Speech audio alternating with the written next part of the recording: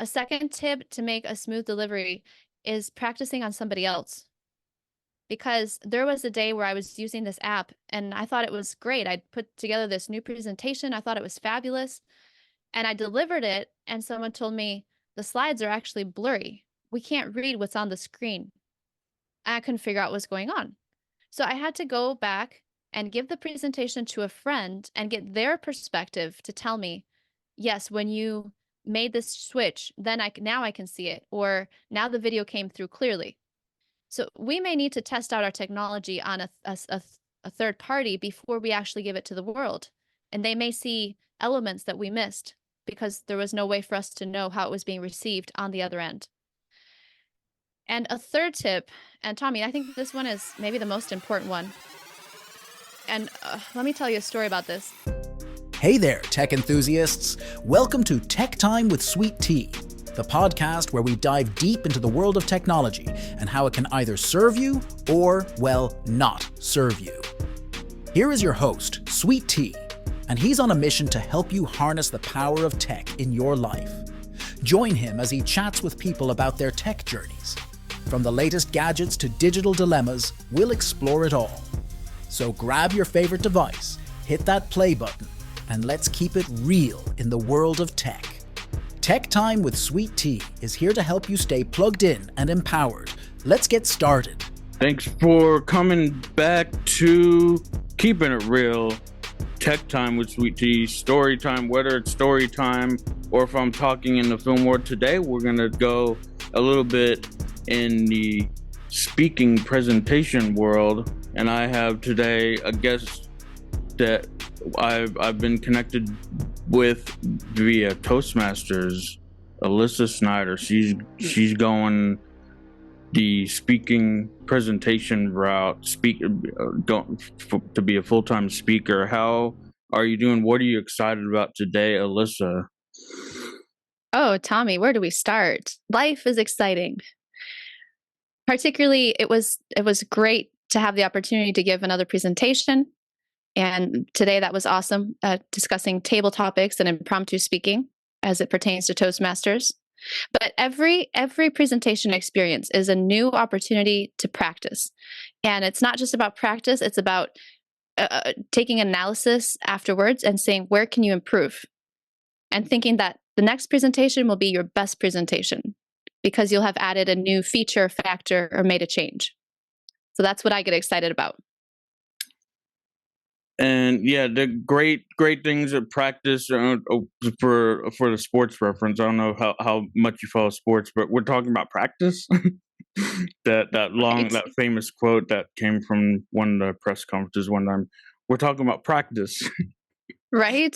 It applies universally to every aspect of life, and speaking is one aspect where you definitely need that practice. Mm-hmm. And speaking of practice with tech is really important especially when you implement the tech into your speaking presentation. How much, how little, when do you decide that it's needed? We're going to get into all these topics today, talking with Elyssa Schneider, and I'll give you a chance to put out like your website and everything where people can find you and to talk more interested about. I'll give we call it a plug. Give you that chance at the end before getting to bonus wrap up questions.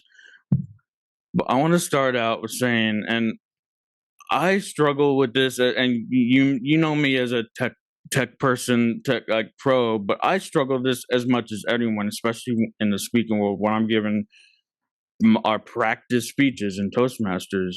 I struggle with implementing tech in my speech. I'll think too much on the tech and I forget my speech. Before we get into those specific topics, do you have anything? How do you decide? My first question, really, how do you decide when, where, and if you do need the tech? How do you decide that? I always remember, Tommy, that the more tech I employ, the more possibilities that there will be an item that will fail somewhere along the line. And so I try to keep it as simple as possible because, like you said, if you're focused on the tech, it can be a distraction for you as the speaker from the presentation you're trying to give. So for me, it's like, what's the minimum amount of tech that I can get away with? For example, when I speak at Toastmasters, I don't use a microphone. I don't use the headphones. I just use the computer microphone that picks up my voice. If I were to speak professionally, I might have to upgrade.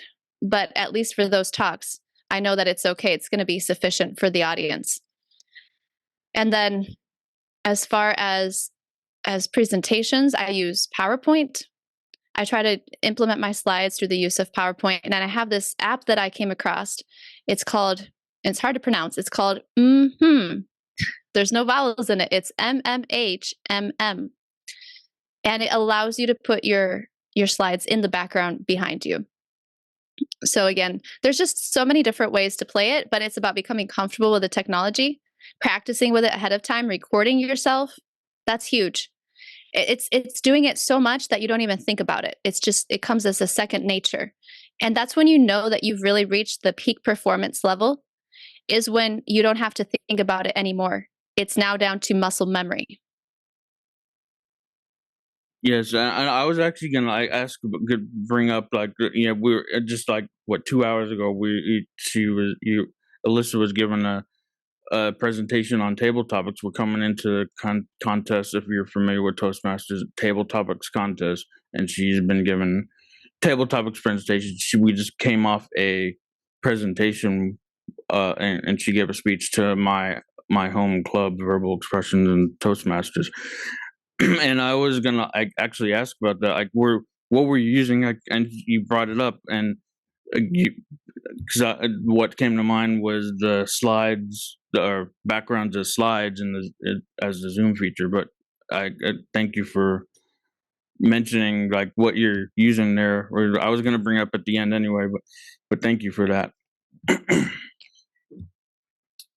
Yeah, and I know that there's different apps that you can use when you're doing a virtual presentation specifically.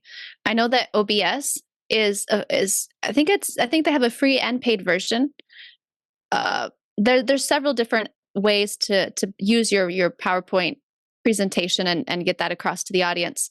But I like this app that I mentioned, because it's as simple as tech can get. You insert your slides and then you just click forward from one to the next. It's simplicity at its best. What it allows is for your slides to be right behind you in your background so that you're not separated. For example, when we're on Zoom and a speaker has a slide presentation and they just share the screen, suddenly we have the whole presentation taking up all the space, and then we have the speaker way off to the side in a little teeny box. And the reality is that as a speaker, we are the main focus. We're the main attraction. It's not meant to be the slides. The slides are secondary. They're the assistants, right, to get our message across, but we're the focus. So if I'm highlighting my slides because I've shared screen, now that's all you'll get to see. And if you record later, that's what's going to come up as well. You'll see the slides and you won't see me. So this feature, this app, it allows you to be in one corner of the presentation and have then the slides in the background, and you can move it around and make it fit your frame as you need. So it's incredibly handy. And all you have to do is just practice ahead of time, record yourself, watch again, get comfortable giving your presentation a few times, and then on the day of, you'll be all set. So it's great. And the thing after I mentioned, the one thing, it came back to my mind what I was thinking about a minute ago when you said practice over and over again when you get to the point almost like breathing.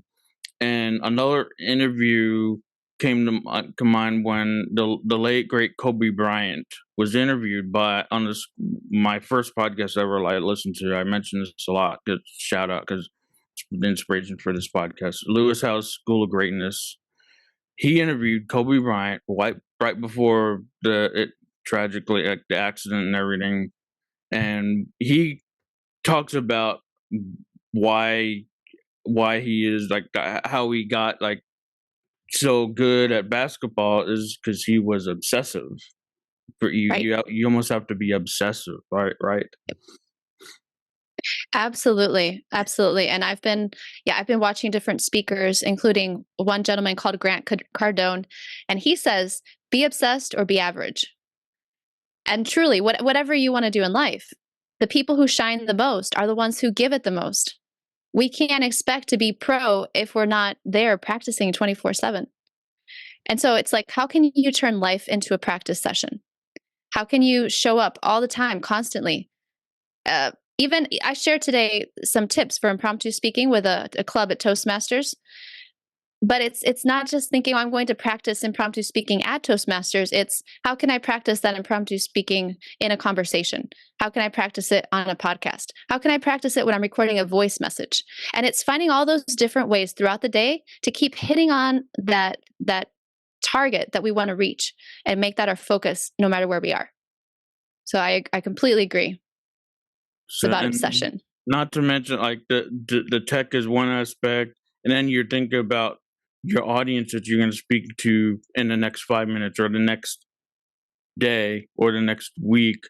There could be two different types of audience or many different types of audience depending on where you're going to speak, and it's knowing the audience too, that you keep that in mind.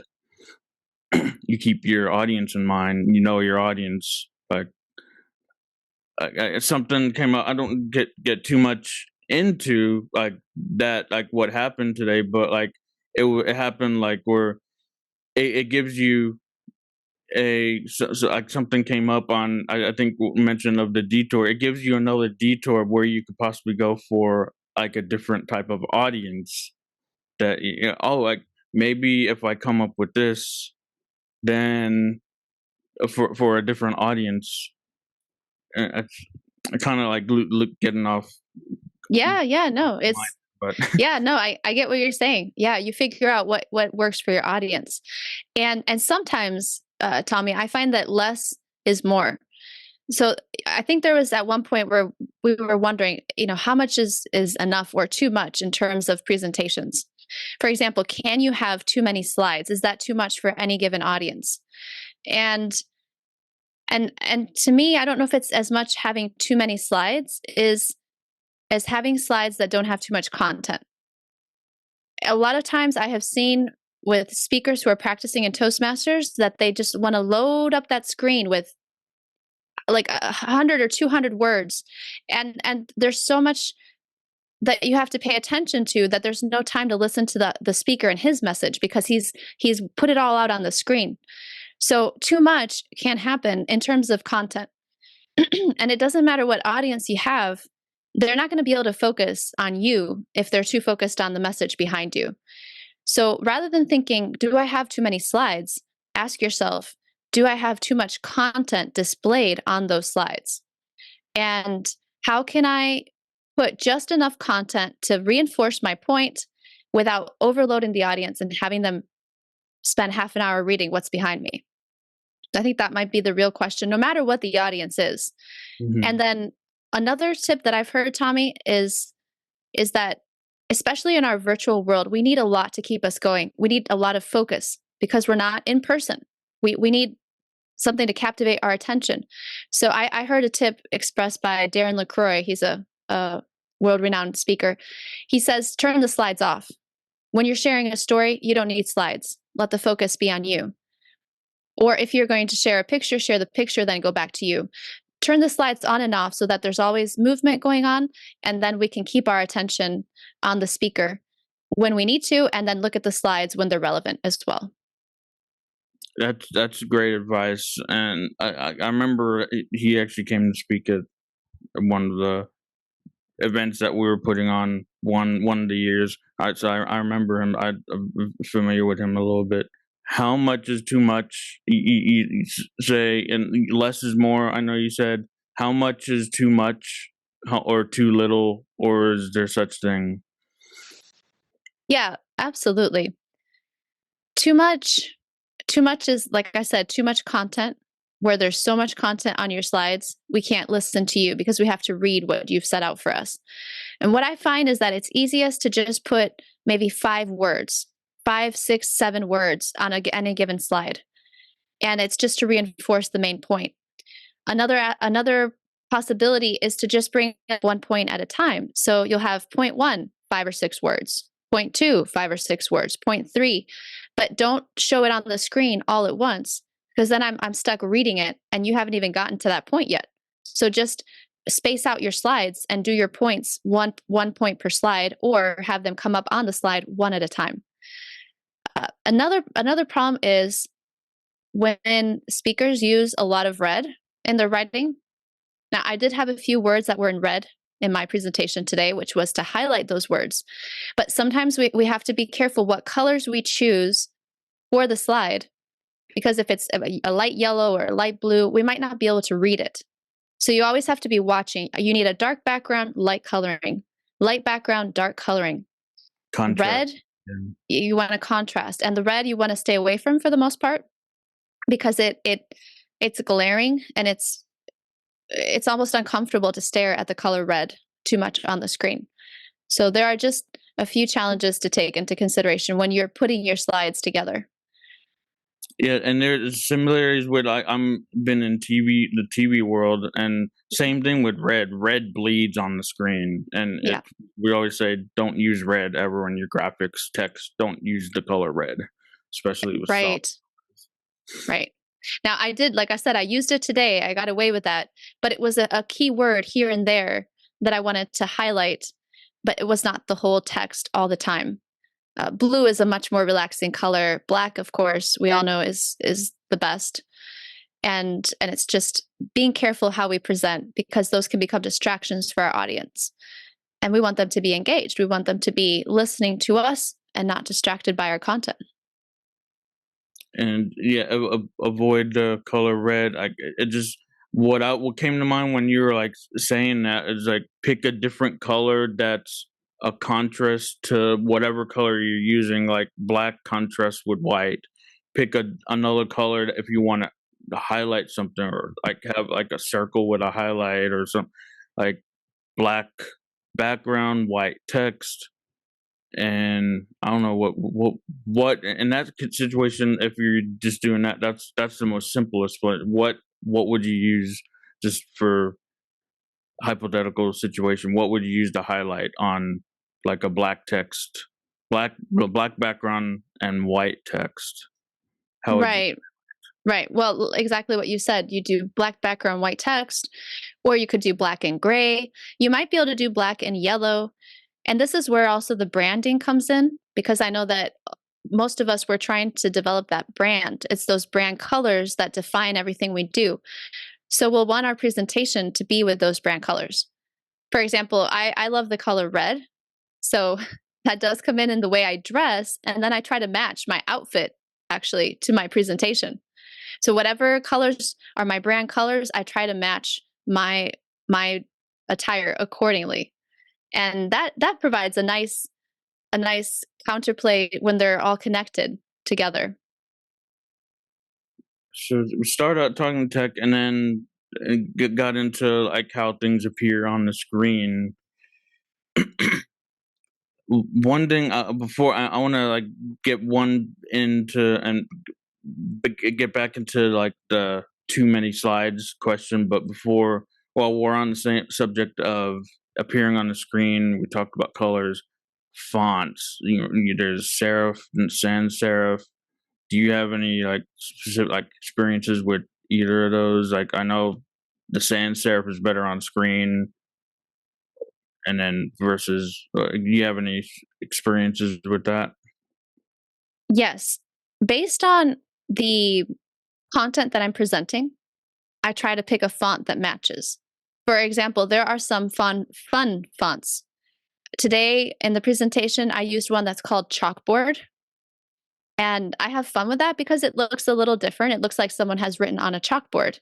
And we're talking about impromptu speaking. We're talking about answering questions in the moment. And it just fits the theme. It's this font. It fits that theme of being in the moment.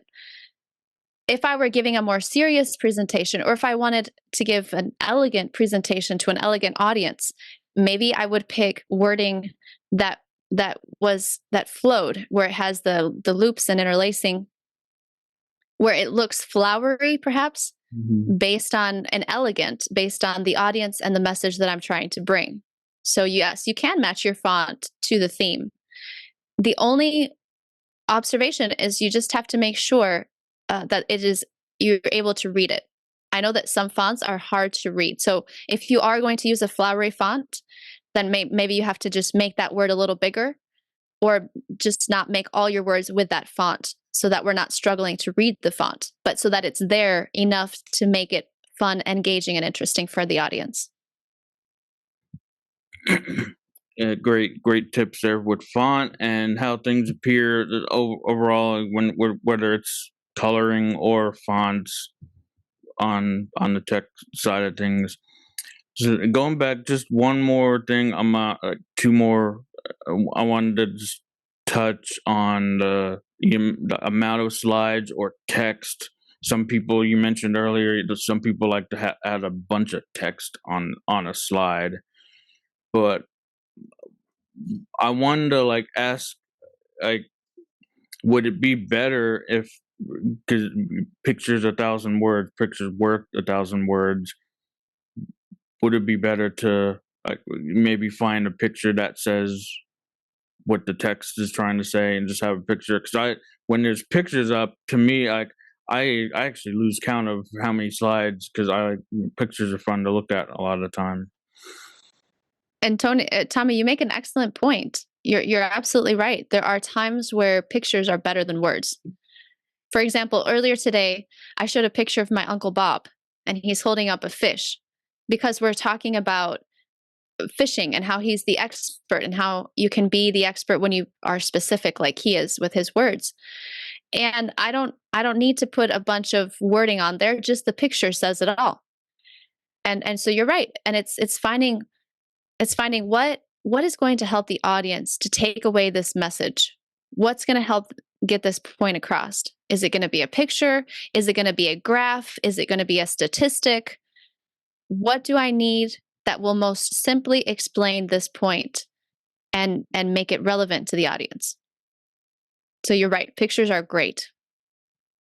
Pictures, and when you create and another tip I mentioned there, turn it off, from Darren LaCroix, who said this: turn off the slide when you don't need the slides, to return the focus to you, and then come back with a picture and use the black screen. It's instead of turning the whole thing off, and this is going to transition nicely to the next part of software, but instead of turning the whole slide presentation off, make a black screen, and then just insert a black screen into your presentation, and then your slide presentation's off.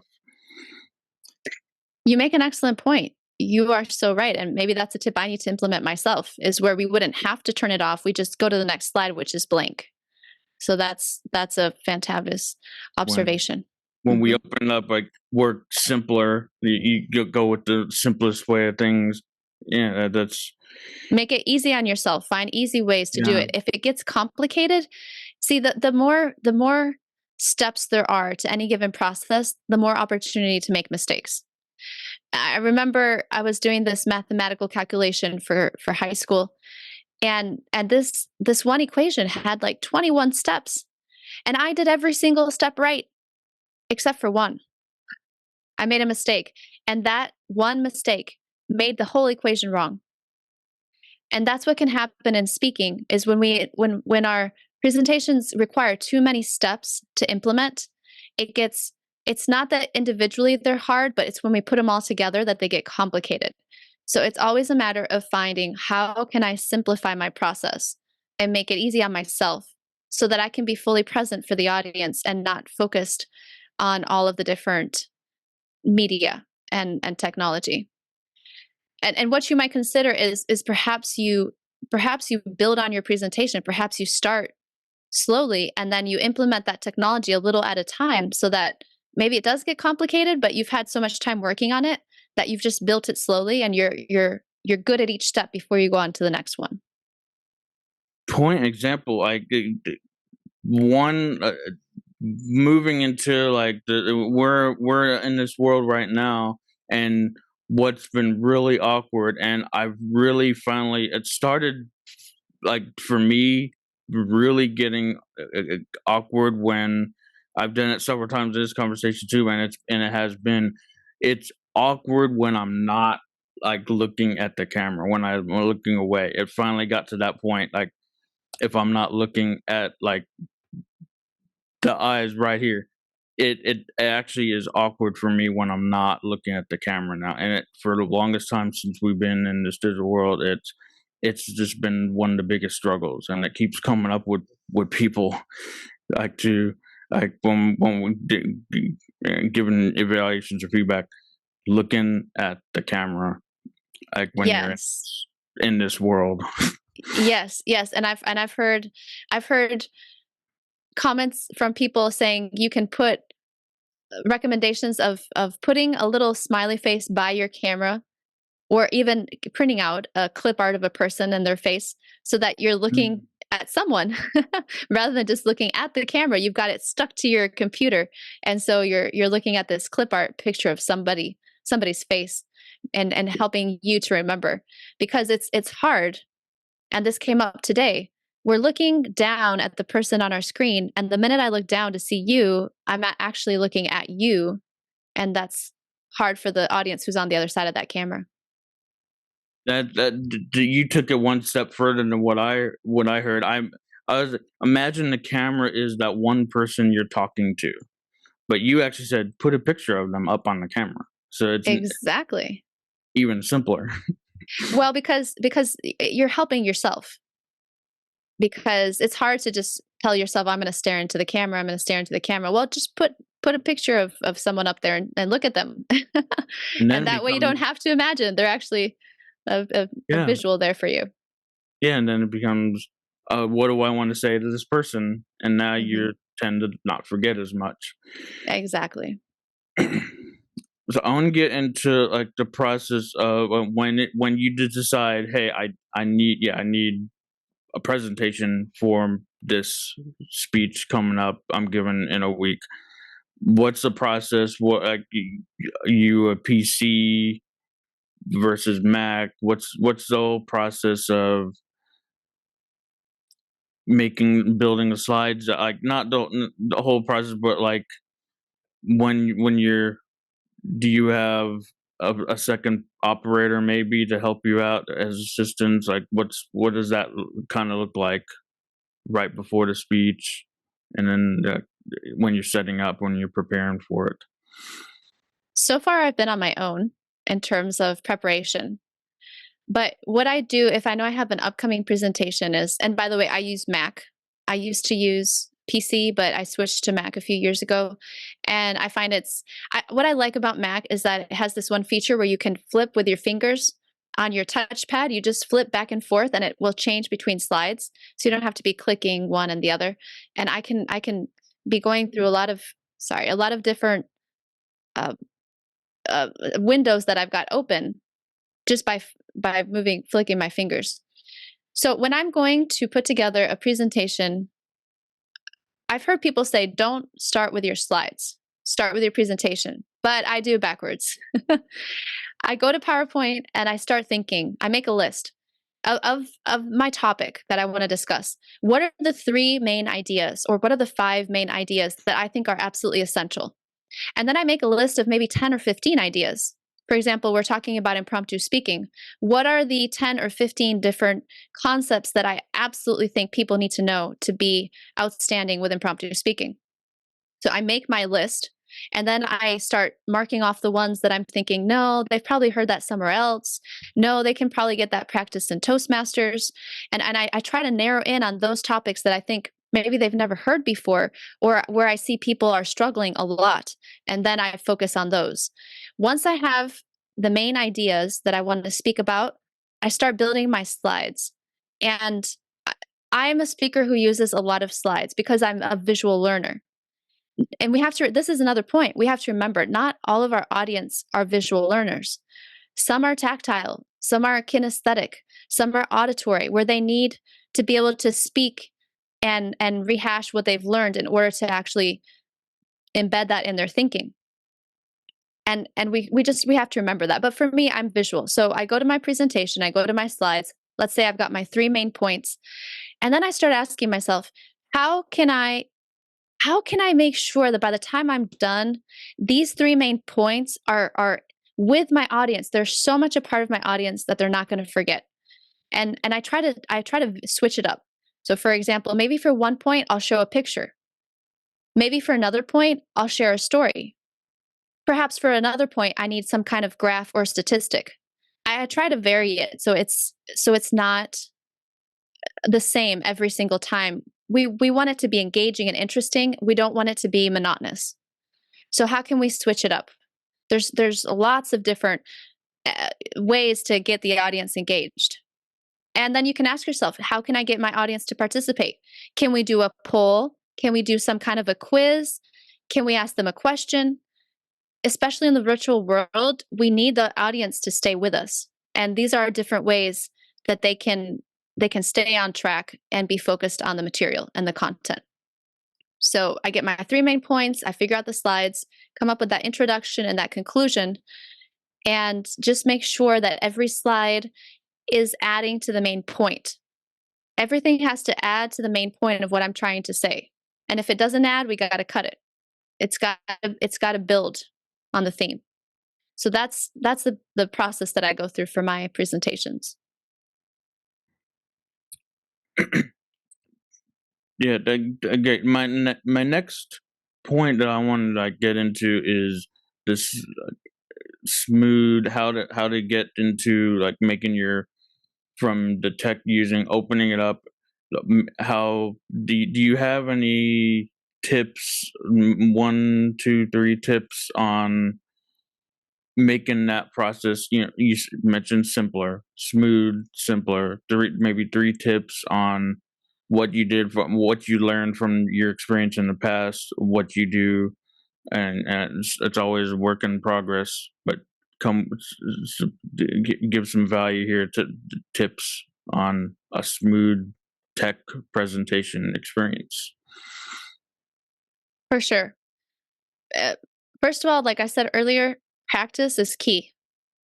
It's practicing and recording yourself. There's a lot of apps that allow us to speak into the camera on our computer, and so we can give our presentation and the computer will record us. And for the app that I use, which is called which I mentioned earlier, it has a record feature to it. So I could actually give my whole presentation. I could practice switching the slides from one to the next, and then I could go back and rewatch. And I'll be able to see, did I look away? Did I pause? Did I stumble? Did I forget which slide was next? And I can watch my performance before I ever give it to the world.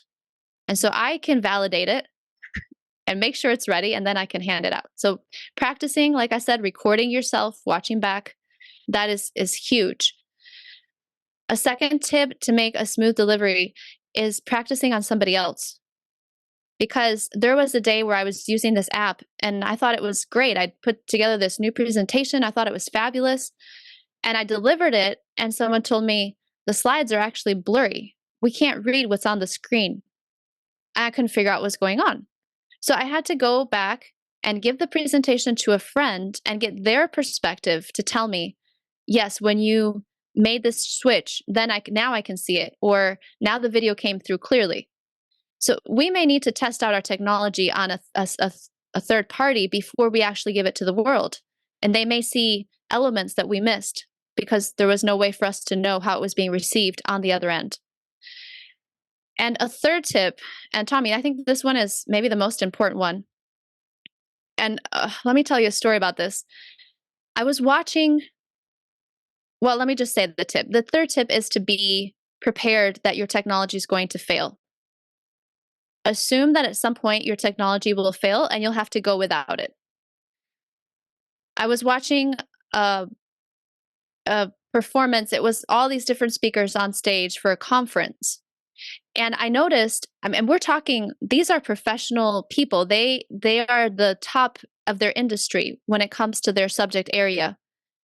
But that doesn't mean that they're necessarily the top speakers. They're just the top in their industry. And I noticed them struggling with technology because a few of them had challenges where the technology failed. And one person in particular had a hard time moving forward because he kept saying, well, this slide isn't working. Can we get this fixed? And well, in the meantime, while they fixed the slide, and all the focus was going to his slides, but really he's the one with the message. And so tip number 3 is that you have to be prepared for your technology to fail. So what that means is that have a printout of all your slides. If slides are what are directing your presentation, print them out so that if they fail, you just keep going. When you're pro, someone who is pro, it means that no matter what happens, they're so smooth, you couldn't even tell that there was a mistake. So to get to that pro level, you have to prepare your mind and say, plan for it. Plan for it. Assume something will happen with my technology. It won't work. What will I do? Why? Because if you plan for it and you prepare, when it happens, it won't take you by surprise. You were already ready for it. So ask yourself, if my slides quit working, what will I do? If my slides don't show up, can I give all of this verbatim without having those cues? Do I need to have a little card with my main points written out on it in case my slides fail? I have a backup plan. And as they say, luck favors the prepared, because we took steps to ensure that nothing would interfere with the delivery of the value to the audience. So that would be the 3 tips. And the number 3, you just have to assume technology will not always be there 100% of the time. Right. Great tips. And if you're thinking of that one person that you want, that you're talking to, that you think of the one person that needs to hear the message. If you have that person on the camera, the picture of them, or what about, like, just to go away from the tech side of things, if you're speaking, like, would you include that person, like a cardboard cutout of that person in like a chair in the audience? Would that? I was just thinking of that too, like non-tech side. Interesting. You're saying, would you have a cardboard cutout of the person that you're trying to speak to? And put it, like, to direct your eye contact too, like put it somewhere, like, and then focus on that cardboard out in the audience. Would that be, would you think that would be a good idea? That's a new idea I've never considered before. I'm gonna have to try that and tell you. I just it would direct your eye contact to that cardboard cutout. Yes, and as far as being on stage, Tommy, what I have heard is when you're on stage, you want to try to divide the room into sections. In other words, instead of just randomly scanning through the crowd, you want to have like section 1, section 2, section 3, and if you were in such a big audience you had a balcony, then balcony. But that's why you look at each quadrant and you just look at them for a few seconds. Middle quadrant, third quadrant, and just divide the room and figure out ahead of time how you're going to make sure that everybody feels like they're the center of attention for your speech.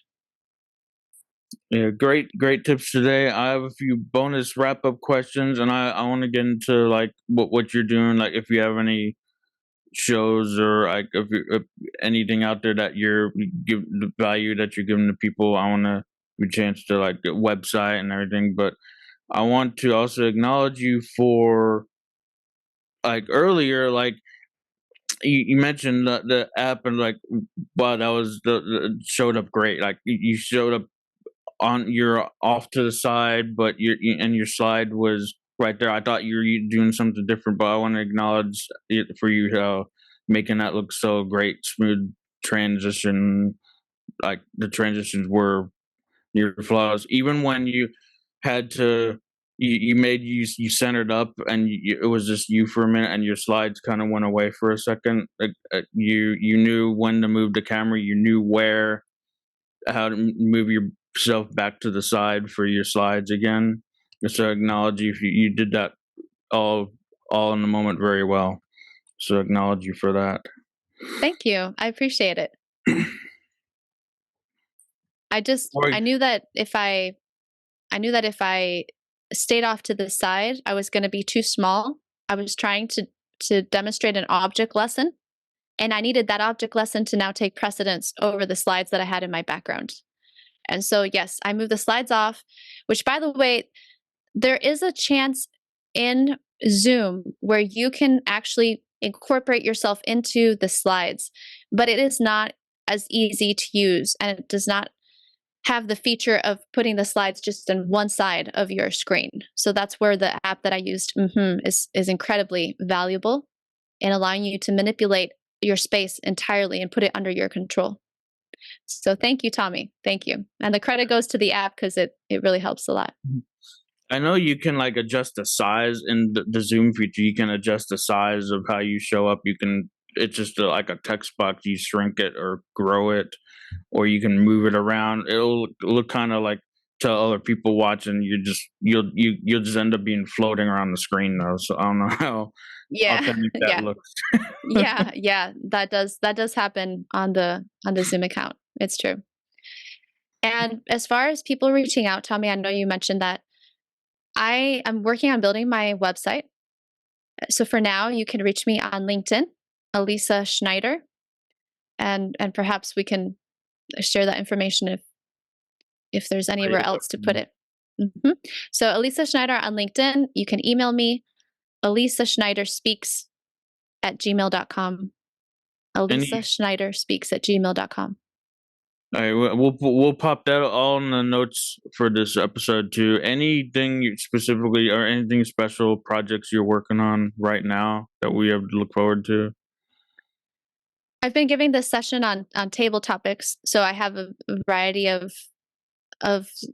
just links and videos. And we, of course, you and I, Tommy, did a podcast on table topics a few months back, so that is on there too. As far as impromptu speaking, in the future, I am looking to focus full time on discussing mental health.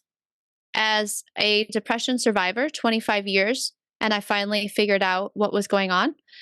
I know that there are a lot of people who are struggling, so I am doing research right now to be able to show the connection between depression and toxicity, and it being a toxicity of the whole body, not just a mental issue, but it's actually a physical issue. So as I continue putting that together, then I'll have more content to share and bring you all into it, because we all know somebody who's struggling and they deserve to have hope and to have answers. So as soon as I've got that, I'll bring back all that information for you.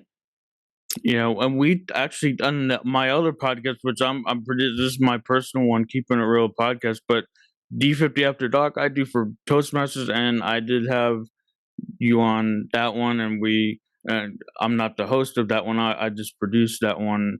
But we touch on all of that. You tell your story on depression as a bonus, and we go into the table topics too. So definitely, we have that to check out, and I can link that up too as well in this episode. Absolutely.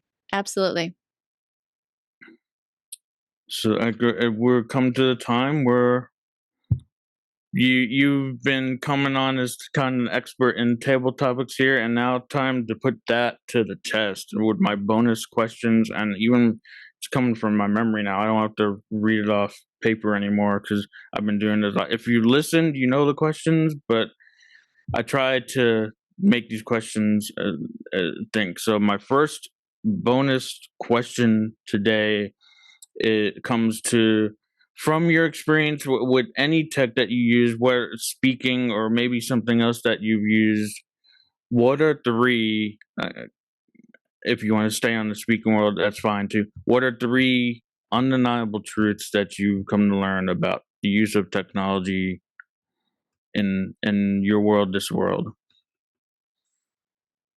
One truth is that it doesn't matter how good your technology is.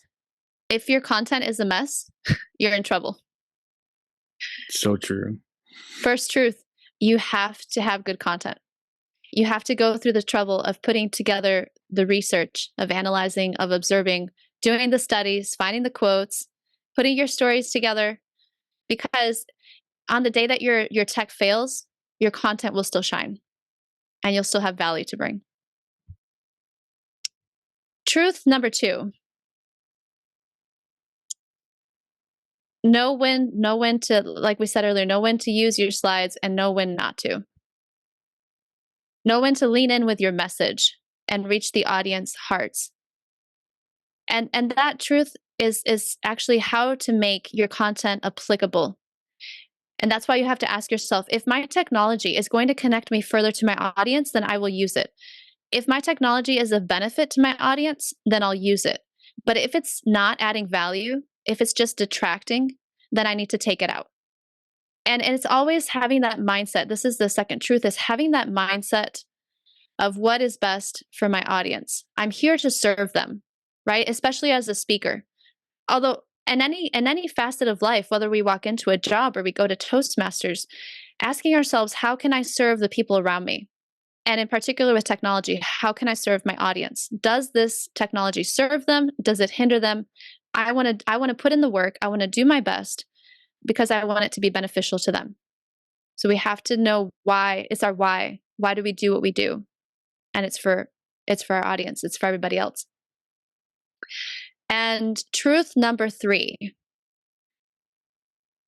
it's better to show up and not do it perfectly than to not show up at all.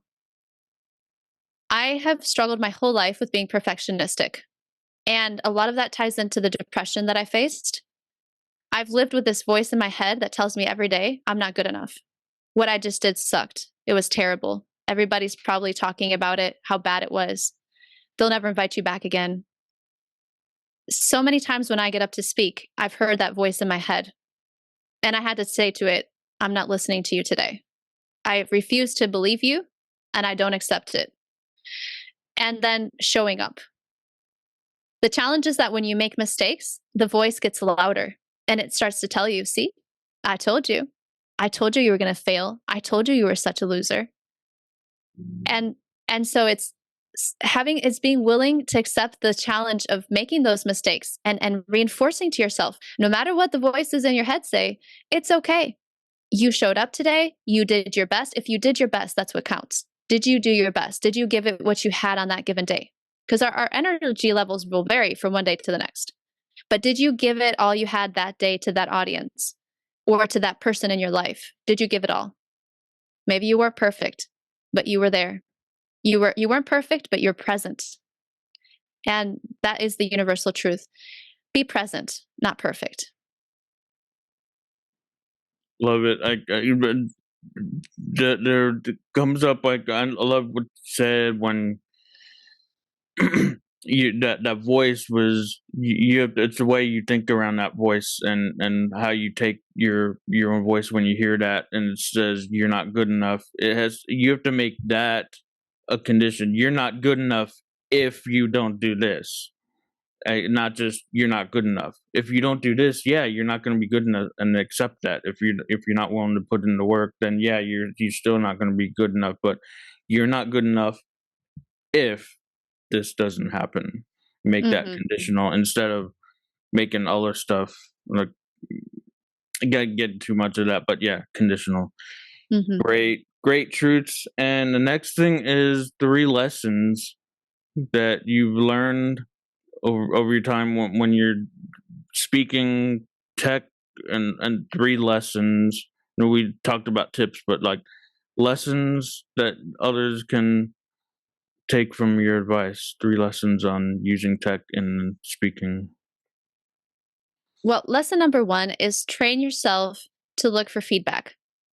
In Toastmasters, that's drilled into us. If you give a speech, you get an evaluation.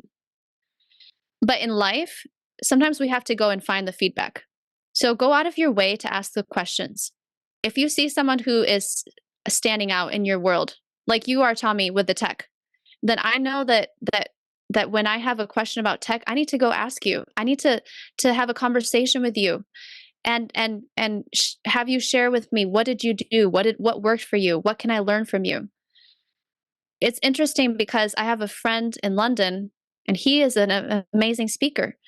And I said to him, he volunteered to help me. And I said, man, you must have everybody knocking at your door trying to get your help because you're a fantastic speaker. And he said to me, actually not. He said, no, most times I don't get that many people asking for help. And I thought, are you serious? Really? He said, yeah. And it just goes to show that we are exposed to people with knowledge and wisdom but that doesn't mean that we're reaching out for it. And we need to train ourselves to reach out for that feedback and that advice. And how can we get to the next step? And finding someone who's at the next level where we want to be, who can help us implement. So that would be one lesson. Is it lessons or tips? Tips. Tip number 2. Lesson, yeah. And this ties into the first one, but always be looking for new techniques to implement. I just listened to a famous speaker whose name I can't recall, but he was one of the first people to be on YouTube, and he made apparently thousands, if not millions of dollars because of this one video that he recorded with his, I think it was a Corvette behind him. It was just a home video with the Corvette. And he made so much money on it because he said, I was willing to try the technology, this new technology that no one had gotten into yet. And I just said, I'll give it a try. So for us to be open-minded, to always be trying new ideas, implementing new features and facets, it's easy to stay with what we know, but we will only grow if we add value each time to our own personal toolbox and try out different technologies that are available. And tip number 3 would be to just be yourself. Be yourself. Be willing to be yourself because you'll connect. Whether it is using technology, be yourself. Let the quirky you come through. Let the funny you come through. Let who you are come through, whoever you're with. Give the true self to everybody, every time, every day. And use the technology to do it. Some people are really funny. You could put together a funny video. You could dress up. You could come with a costume. There's so many ideas that we can share, but people can tell if we're being authentic. And that plays to one final point, which is to be willing to be vulnerable. Be willing to be open, because everybody is facing challenges and no one wants to talk about them. So be brave enough to be the person that is willing to be vulnerable, not just on a one-on-one, but on a wide scale. And you will touch so many lives. And if you want to use the technology to be vulnerable, then do so. But show up as yourself and leave nothing on the table. Just give it all. Yeah, they're great truths, great lessons. And before getting to the final question, I yeah, when you talk about being vulnerable, know that if you haven't done something before and you want to get into it, know that it's going to be bad your first time around. But if you keep at it, if you keep doing it, just do it the next time, despite that it's bad, it will be better, because you not without even trying, without even putting the work, it'll be better like 1%, because your mind is, you want to get to that next step a little better than it was before, but put in the work too, and then it'll be even tremendously better.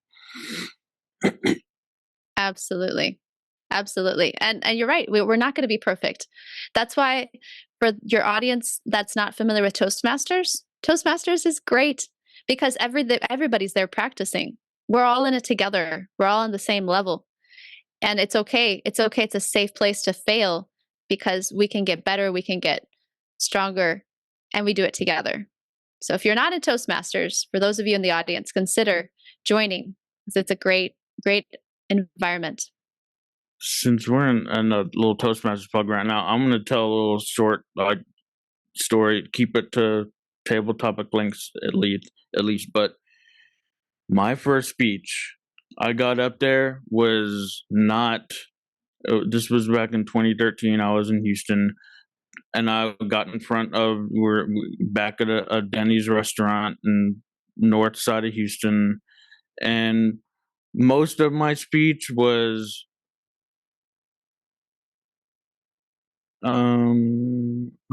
dead air, or what we call dead air when we're on podcast or radio, dead air, but silence, thought. I still do that today. People say I have the power of the pause, but that's besides the point right now. But look at me today. I'm hosting a podcast. It started in 2017, and Toastmasters, a few other things I've gotten to, some training, certain trainings I did as well at School of Greatness. I got into that helped. Like I always like to like boost up that as well, but just for my thinking and mindset today, I'm not that person. I'm talking more, probably feel more of an extrovert. So that's Toastmaster. Going back to the Toastmasters plug, we're plugging Toastmasters. But anything that we left off before I get to my final question that you think is important that we didn't touch on yet? Well, I would say, I know we talked about seeking out people and seeking out mentors, but I know that there's just a lot to be learned. And that always think the presentation that you gave today is not the best presentation. The best presentation is the one you'll give next time. So you can even tell your audience, this isn't the best one you'll hear. Come next week and it will be even better. Actually, Because yeah. because as we're always going to be adding in, and especially we're investing money. This is what I've been learning recently, is be willing to invest in yourself, in your brand, in your education. That is of an investment that cannot be lost. I mean, be willing to spend the money. Don't let the money hold you back, because the next level that you want to reach is going to come because you got knowledge from somebody who's where you want to be. And sometimes we have to spend the money to get there. But when we do, that money will pay out many, many times over. So rather than thinking about, oh, I'm going to invest this money, and in the long run, after many years, it's going to make me a lot of money, start thinking about investing in yourself. Pay the money, get the courses, get the books, get the training, because we'll reach a limit to how far we can get. And then we need another person to break that barrier, that ceiling that we've reached, and help us break through to the next level. So invest in yourself. That is the best kind of investment. And when you invest in yourself, at the end of the day, you're investing in others. So take the plunge, take the leap. Take the leap, yes. And thank you for your time. And we're at that time for the final question. Thank you for giving us that. We're going essentially an hour into the episode, and we're at the final question. Acknowledge you again for everything that you do, showing up and all this podcast, going to different Toastmasters clubs, speaking what you know about table topics and depression. Just wanted to acknowledge you that before I bring up the final question. And that final question is, what is your definition of innovation? To me, innovation is taking the resources that you have and doing something great. Life is not perfect. I found this out the hard way. And there's so many days where I feel like I don't have all the resources that it takes to get where I want to go. When I struggled with the depression, I later found out I was struggling. What I was really struggling with was heavy metal toxicity, which was causing the depression. But it didn't just cause depression, it was causing cognitive impairment. I know it sounds crazy, like perhaps I sound completely normal and fine, and I am. I've done a lot of treatments, I'm feeling better. But for the last couple of years, when I was out there trying to work on speeches, giving workshops, I was dealing with cognitive impairment. My memory was affected, my ability to think on my feet was affected. And there was just different aspects. I could not sit down to write. To this day, sitting down to write is really hard for me, because some part of my brain that is dealing with that cognitive impairment has been affected. And so I've had to bring in that innovation, to your point, Tommy. The innovation of saying, how can I work around it? How can I find a different way? For me, relying on slides has been helpful because it triggers the next thought. I know where I'm going because I see the slide and then I remember. So I'm helping my memory. But innovation is taking what we have, where we are, and just doing everything we can with it to get to the next level, even if it's not perfect. Because we'll perhaps never have all the money that we need, or all the time or all the resources, but how can we do amazing and get the amazing results with what we've got? And somehow, despite all that cognitive and all that impairment and the depression, using that innovation, I was able to win the district level championship for impromptu speaking in London, despite the challenges. And so it is possible. It is possible. You just have to have the mindset of, I'm going to make this happen no matter what. I'm going to reach those goals no matter what. And I don't accept failure. Failure's not an option. We're going to get there. Whether it's plan A, plan B, plan C, or plan Z, last letter of the alphabet, we will get there. So let's make it happen. Go no matter what. Do it no matter what. And always be asking what's next. And that to me is innovation. Mm-hmm. Yep. Thank you for time today. Go check out that. I'm going to link it up here in the notes here. Go right now. We're ending this right now, this episode. But go check out that talk, especially if you're a Toastmaster, because we talk about, I think we did 3 of your 5 tips in that episode.